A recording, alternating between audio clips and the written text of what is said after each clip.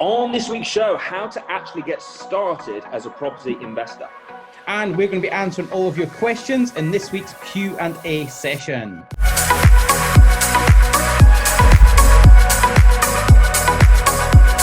Welcome to the Property Investors Podcast. Thanks so much for tuning in. Make sure you subscribe so you never miss an upload. You can catch us on Apple Podcasts, Spotify, and YouTube. Enjoy this week's show and don't forget to share it with all your friends. Hi, I'm Russell Leeds. Hey, I'm Alistair Cunningham. And welcome to the Property Investors Podcast. Where are you, Alistair, right now? The minute I'm in Hills Owen, outside of Birmingham. Spending the afternoon with our IT guy to sort out some websites and some technical aspects of my businesses. So nice. That sounds very fun. Yeah, fun that's a word I wouldn't use. Ashley's a great guy, but like important. Yeah, you got to do it. It's not the most. But anyway, it's got to be done. But I combined, so I'm from Milton Keynes, but I've come up to Hills Owen to do this. I've combined it with coming to one of my HMO properties that got trashed to have a look at it, make sure that it's all been put back good. And so basically, I've not been to this HMO for 2 years. And do you know what? I was pleasantly surprised. Like it's still in really good condition, and I thought it was would have been getting. This is the one that you did yourself, and it used to piss you off when you went back and noticed that they'd scratched the wall, and you were like, I painted that wall with my own bare hands. Well, I done this house. It's got to be early to mid 2018, and I done all the work myself. And I went back to it after the first tenants moved in, and I went back about 2 months later, and there was rubbish all over the kitchen, and the kitchen sink was full, and it was like, I was horrified. I remember you ringing me up and going, "This house, I worked so hard, I'm disgusted," and I was like, "Dude, don't go. Let the manager sort it." And I ain't been back for 2 years, but during COVID-19, I had a wrong-in of a tenant who hadn't. Basically, it's a long story, but he'd been in there for about a year, and he got into rent arrears of about 3 months. He then all of a sudden one day brought himself all the way up to date, and he had no rent arrears whatsoever. And then he paid the next month, fine, and then all of a sudden he just stopped paying his rent again, and he wouldn't let my letting agent view the room. He actually put a padlock on the outside of the door to stop people going in. Outside of his door? Yeah. He fitted his own padlock on the outside to stop people entering the room. And as a result... could you not just unscrew it? Well, yeah, you could have, but you're not legally allowed to. You're not allowed to gain access without permission. So I thought you were, as long as you gave 24 hours notice. Listen, I don't get involved too much on that side of things. Pretty sure that's the case. You got to give 24 hours notice, and then it's your house. You can go. At HMO, you can go in, as far as I'm aware. Okay, fine, fair enough. But I like I say, that side of things, I don't tend to deal with. My letting does. So we were giving him the benefit of the doubt. We were saying, look, we need to do a room inspection, and he was just doing everything he could to avoid it. Now, eventually we started getting complaints about the smell and all that sort of stuff. So we actually forced our way into the bedroom and found that he'd left, but he left a hell of a mess. So if you want to see that mess, you need to go onto my YouTube and subscribe, because I'm doing a video about it, and that'll be out next week. But the mess was horrific. Like, I've never seen anything so bad in my life. Can I give us a tiny spoiler? Go on. He didn't use the toilet. He just used to piss into bottles, and he left it all in the room. Yeah. He used to piss in bottles and piss in empty Coke cans and leave them in the room. There was over 200 cans and bottles removed from this bedroom. Right? And that is just insane. Grim. Anyway, my letting agent in the area, he sorted it all out for me. He got his team to do it. Cost me about £800-900. We had to get carpet up. We had to repaint the walls. We had to get all the furniture proper deep cleaned and steam cleaned. We had to get all the mattress and all that sort of stuff proper cleaned, all that sort of stuff. So the rough side. This is like the bad side of being an investor. Having said that, though, even with all that, how much money, you've had this property for 2 years now, how much money have you made from this HMO, despite this? I can't tell you the exact figure, but it's not bothered me. At the end of the day, look, I see this as a business. I've got multiple houses, so I couldn't tell you the exact figure of what property makes me from these houses, because it changes month on month. But it's made me money, and at the end of the day, this particular issue is just a glitch in the road. It's just a bump in the road. One of my tenants stopped paying me. One of my tenants caused problems. It's cost me $1,000 to fix. It's cost me a little bit of lost rent. But at the end of the day, he's now gone. The property's been refurbed. And I went up to view it today to see the finished article. Very, very happy with it. I've got a great letting agent in place that's looking after it. We've got tenants ready to move in. The property's got 3 tenants at the minute. This was the 4th room. So what's happening is the tenant from number 3, his name is Toby, he wants the bigger room, so he's going to pay the extra rent, move to room number 4, and then room number 3 we're going to rent out, and that's going to, we're actually given, we've got a client that my letting agent's been working with, and they basically help homeless people get back into jobs, and they help them get accommodation. So the guy that's going to be moving into that is actually somebody who's been homeless for the last year and a half. Wow. Got himself back on his feet. He's got a job. He works at in a warehouse at night, and he now needs accommodation. Now, obviously, a lot of people would be a bit wary about doing that because they've not got the financial security. However, we're working in conjunction with another company who issue what's called a bond, and they basically they cover any issues or any damage or anything like that. However, the guy that's moving in, all he wants is a fresh start. He wants, do you know what? He's been through a bit of a bad time in his life. He needs somebody that's prepared to allow him the benefit of the doubt to move into their property, and he's got himself a job. He's going to be on weekly rent. So do you know what? He's coming with a bit of support behind him, and I'm prepared to give him the benefit of the doubt. But there's an agreement in place that states the minute he stops paying his rent, he's out. At the end of the day, you've got to give these people a second chance. It's not, maybe it wasn't his fault. We don't know the exact details, but my letting agent has met him several times.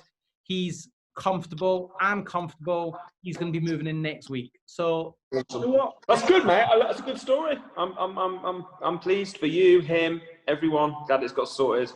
So good job. I actually did see you in person yesterday for the first time in a while as well. I know, it was horrible. Unexpectedly.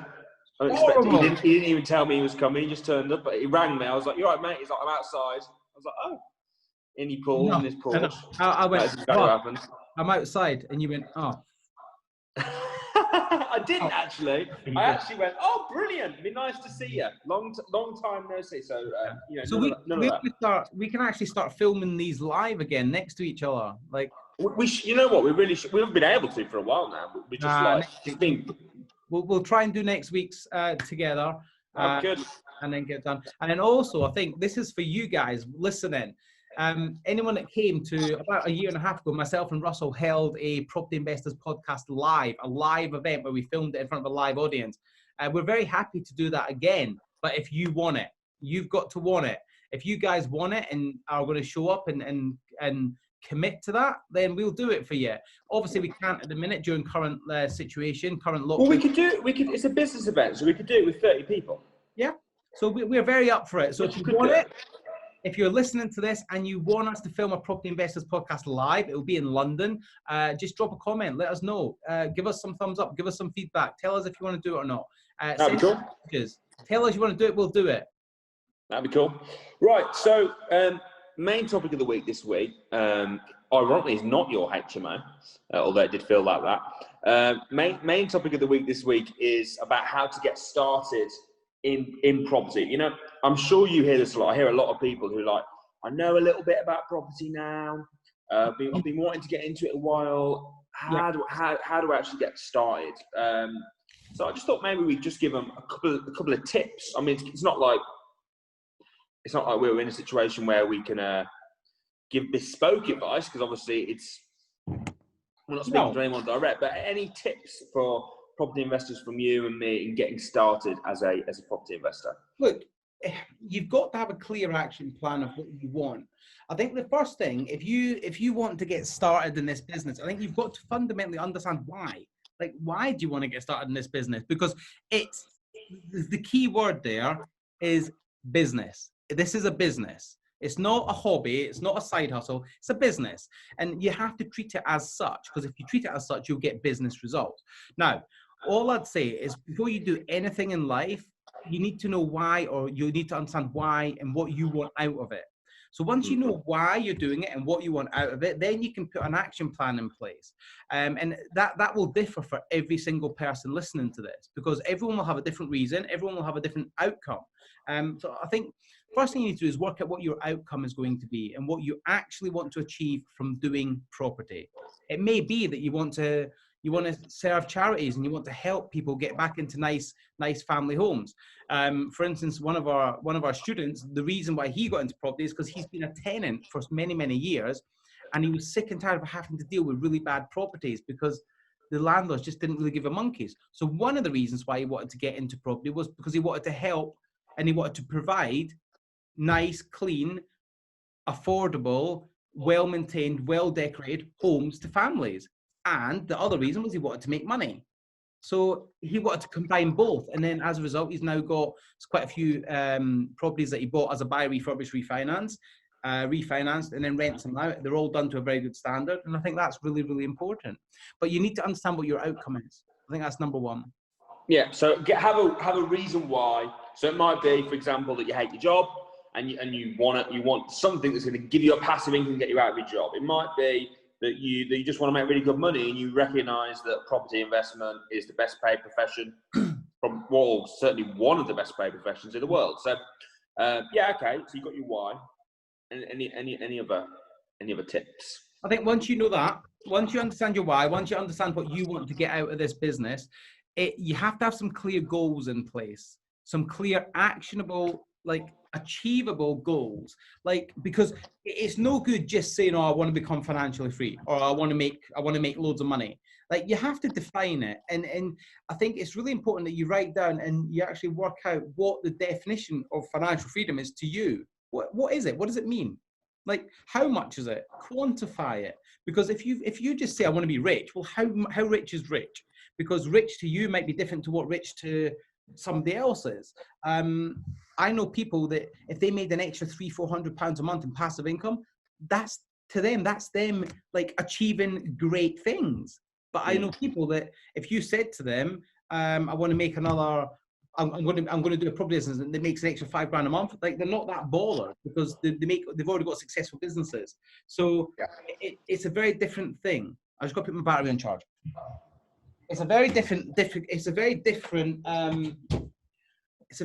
outcome. So I think number one, understand what your outcome is. Number two, understand why you're doing this. And number three, is really probably the most important. You need to quantify exactly what you want out of it and how you're going to get there. So quantify how much passive income do you need, or do you want to start living a more independent, free lifestyle. And then once you know how much that is, then you can put a clear step-by-step action plan on how you're going to get to £1,500 a month. No, that makes sense.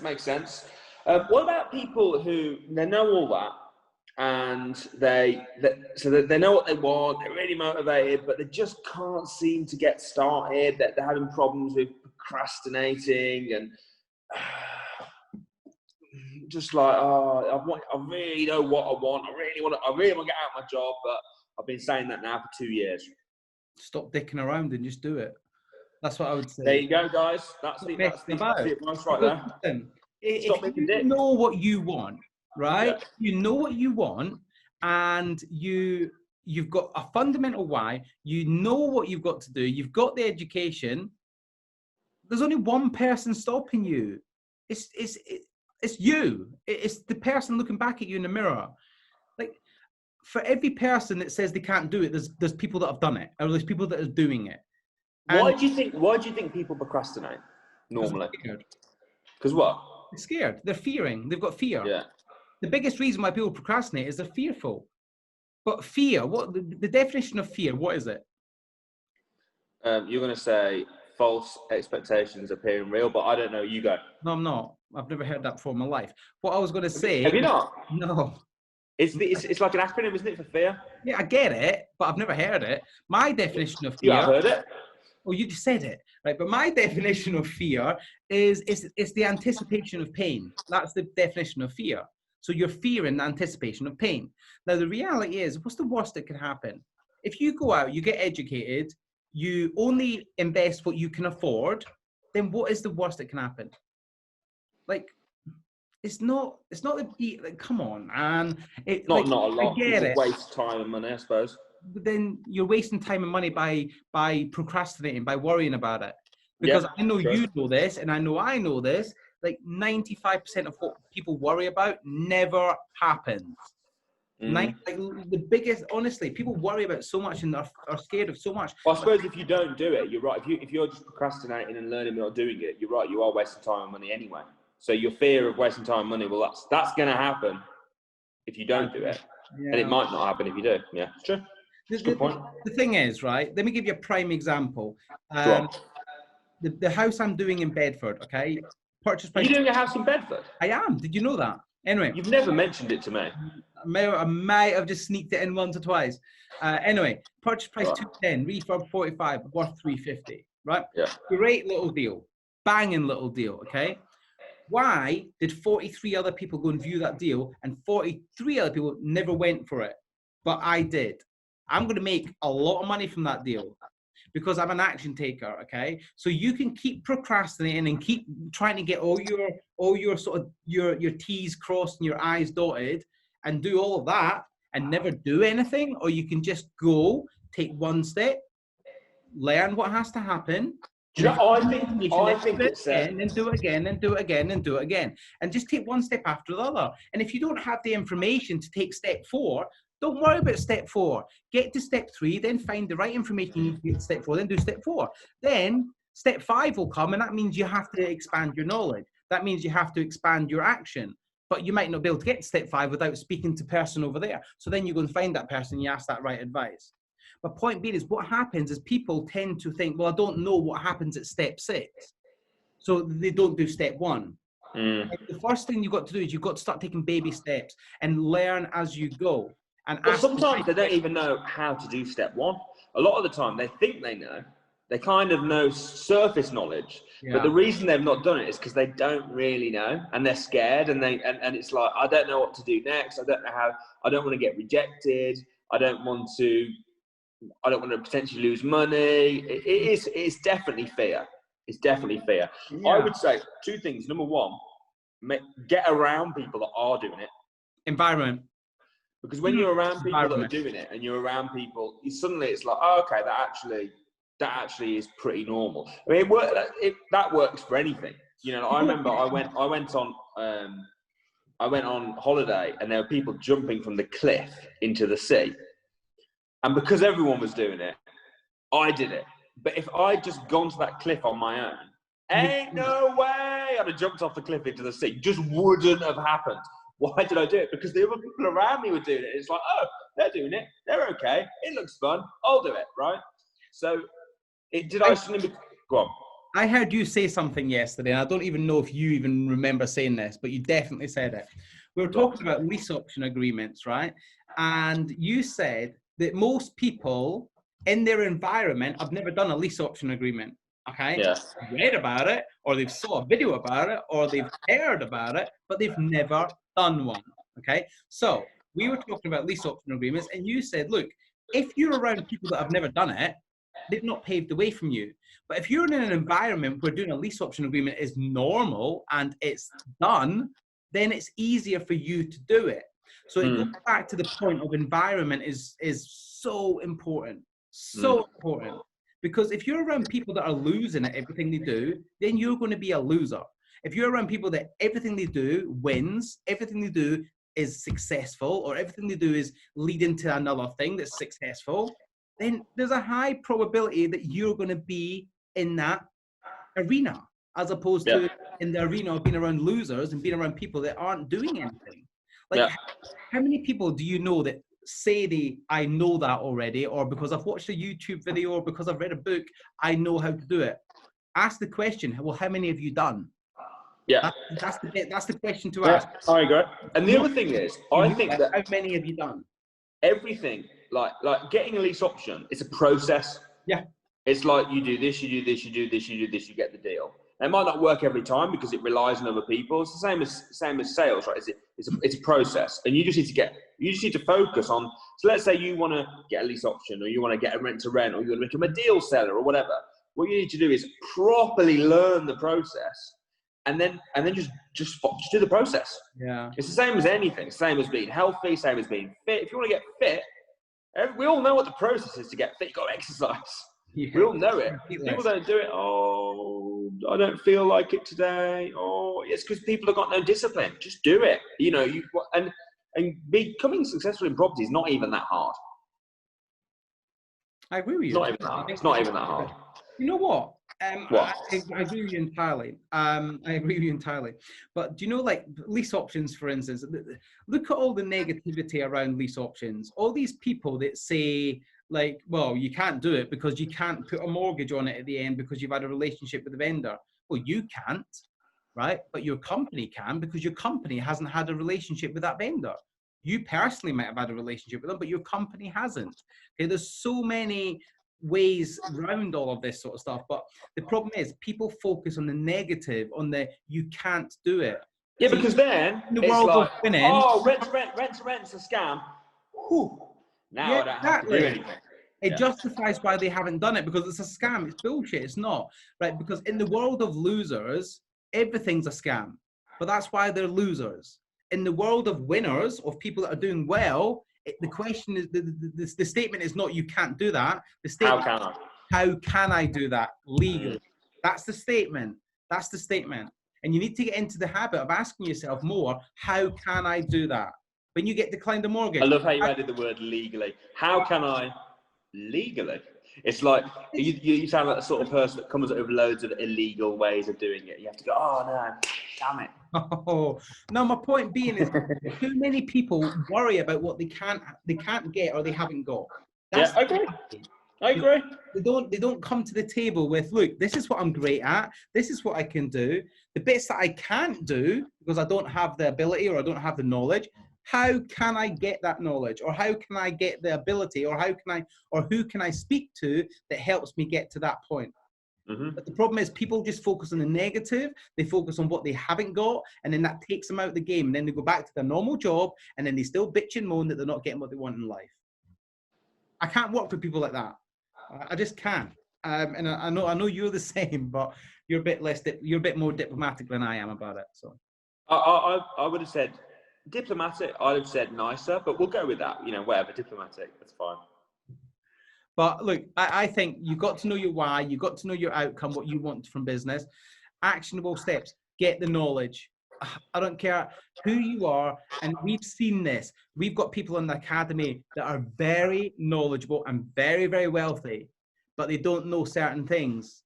Honestly, we've got one academy member, right? He is worth, I don't even hazard a guess, but he's definitely a multi-millionaire. He's got commercial units by accident because he had a business and he bought them by accident. He didn't buy them by accident, but he bought them as part of the business. What? I bought all those units? Flip it. He fell over and just signed the contract. Yeah. Oh, no. What I mean is he bought them as part of his business, but then he shut his business. So he's ended up becoming an landlord. Yeah. But he doesn't know property investing. He knows his aspect of business very well. That's what made him so wealthy. But he doesn't know property investing. And he comes to our events and you see him on the front row, scribbling away. And he always looks like he's got this sort of resting sort of, yeah. And it's like, I'm thinking, am I making sense to him? And it turns out he's so like, wow. What, does he look confused all the time? Not confused. He's it's his interested sort of paying attention face, right? But you sort of think like he's not come into the academy with an ego of I already know it. He's come with I don't know it, so I want to learn it. How can I learn it? Yeah, but most successful people are happy to learn. Yeah, of course they are. Of course they are. Yeah. I think it doesn't matter where you're at. Get educated, because if you don't know what you don't know. So get educated. How many old landlords don't understand lease options? How many old landlords don't know rent to rent? But do you know what? If you do it right, you do it legally, they're great strategies. They're great strategies. right? So get educated. Make sure you educate. There's so many resources to educate. Samuel 365, like do you know what? Great way. If you're all out, come to the academy because you'll love it. You'll love it. Yeah. Okay. Cool. I think that's not. Should we sort of like sum it up? So number one, have your why. Yeah. And little key to that. If you're like, well, I want to become financially free, keep asking yourself. Do it 7 times. So every time you answer, ask why again. So why do I want to make it in property? Well, I want to be financially free. Why? Because I don't want to work. Why? Because I don't want to work and want to earn more money. Why? Because I hate my job and I want to spend more time with my family. Why? Because and just keep going and you'll really get to the root of it. So ask yourself why again and again. We call that the 7 steps. 7 steps of why. There you go. I mean, I thought when he said we call it, I thought it was going to be some sort of special name. We call it the 7 steps of why. 7 steps of why, my friend. That's great. So find your why. Then put together an action plan. Focus on the process. Learn what the process is, and then just do the process. Can I add something? Focus on the activity. What? Yeah, can I add something before that? So I think first thing, 100% your why. Second thing, write down your goals. I think second should be goals, and then third should be your action plan, because you can have an action plan to get you to where you want to be with your goals. I think. Yep, you are correct. So why, goals, action, process. Learn how to do the process, and then just do it. And have someone who you can go to and bounce ideas off, and get around people that are already doing it, for sure. So there you go. There's your tips on getting started in property. Right, it's now time for this.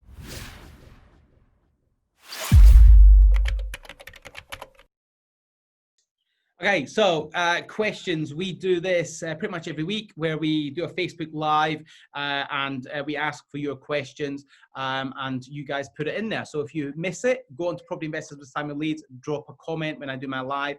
Also, you can send me and Russell messages on Instagram. So Russell is russell.leeds. Is that right? Yep. And I am Alistair_Cunningham. Drop us an Instagram message. And Why do you choose an underscore over a dot? I don't know, my friend. I don't know. I'm going to try and change it. I might change it. Right. Anyway, let me get to the questions. Right. Okay. We have a question here from Johnny Peters. Hey, Johnny Peters. Do you think there will be more opportunities for councils permitting land development in the coming months, looking at the way things are going at the moment? And how will they stimulate the economy? So, are the council going to be opening up more land opportunities for development? Well, they already are. They're making it easier to get planning right for everything. So yeah, they've obviously opened planning up. They made that easier. So yeah, I do. I believe they are. Absolutely. I think absolutely. Yeah. Abraham Sweden. How would you target investors who would buy a huge development, and what is the thing that would attract them most? Abraham, I think if you're going to try and target investors that want huge in developments, they're going to want to see experience to make sure that you actually have done a development in the past, because at the end of the day, if you can't walk, you shouldn't be running. Okay, so to go from doing nothing to doing a development is, in my opinion, daft. Okay, so you're going to have some credible experience of doing smaller deals first before actually being before a serious developer taking you seriously with regards to a big development. I see this all the time. You know what though? Personally, we do development. I don't think I would joint venture where they came and brought the deal to me with pretty much anyone, because we can do that ourselves. Yeah. So really, you're looking for people who've got cash, a bit like this guy that's come on the academy, but before he came on the academy, who's got cash, who's interested in property, and they're looking for someone to do it for you. But then, what they're going to want to see, if they don't know what they're doing, is that you've got a track record of doing it. So yeah. I agree with Alistair. Start small. That's what we did. We started with buy, refurbish, finance deals, and then just built our way up. So start small, build up. Buy to let, buy, refurbish, finance, do them first, then move on to the bigger stuff. I see this all the time, people coming to me with people that have never sold a deal in their life. They've got no investors, but they come to me with a £6 million development opportunity saying, oh, Alistair, I've got this amazing deal. Can you sell it to your investors? And I'm like, what have you done before this? Have you sold a 3-bed terrace to an investor? No. Then I'm not interested. Because I saw something similar. Someone who was looking after like millions of pounds deal. I'm like, this guy's never done a deal like that. I'm like, how is this? You know what? It starts with resi. Get to learn about residential, do buy, refurb, refinance, get trained, come along, get educated, and then move on to bigger things. Right, one more. Right. This is okay. There's two more. My question is about direct to vendors D2V letters. I want to find houses to buy, asking the agents, and the agents want the asking price on more. Yeah, of course, the agents want the asking price on more. So you need to go direct to vendor. How would you know what house to send letters to, or to just send to any houses? And how would you guys find the right house to send letters to? Thank you for always joining your videos. Okay, great. Listen, you need to get good at finding deals and finding leads. We teach this a lot at the event. Also, if you're not on Simul 365, go, because there's a program on there called Deal Finding Extravaganza, and we talk about direct to vendors there. So you can do a free trial on there. Do that. We'll put a link in the description below for Simul 365. Go on there, watch Deal Finding Extravaganza. It is amazing, and you'll be able to find direct to vendor leads. Who's one of the trainers on there? Me. Oh, you're one of the trainers. Definitely worth checking it out then. I know. Next, Harry Willingale. Hi guys, I've opened a limited company in order to do rent to rent. How will a letting agent assess the company's affordability to repay the rent, given that the company will be new and have little or no trading history? Okay, so if you have little or no trading history, the company will, without doubt, ask for a personal guarantee, and that will probably be from yourself or a guarantor. So they'll either want good credit, good affordability in the sense of your personal income, or you have to pay 6 months rent up front. That's basically the three ways. Guys, hope you found that useful. Hope we've answered your questions. If we haven't, make sure you drop a question for next week, and we'll do our best to answer them next week. But on that bombshell, anything you want to add? We will. Nothing to add. Great to see you again, Alistair. Great to see you in an office for the first. He said to me the other day, he was like, "Oh, I'm thinking of taking a few days away. You know, like, dude, every time I ring you, you're either playing tennis or racing. I mean, like, you're living the holiday right now. It's like, oh, I need some time away. I need time away from all my chilling." I'm going to ignore that comment. On that bombshell, I've lost you. Where's the camera gone? Oh, there you go. On that bombshell. See you next week, guys. See you next week.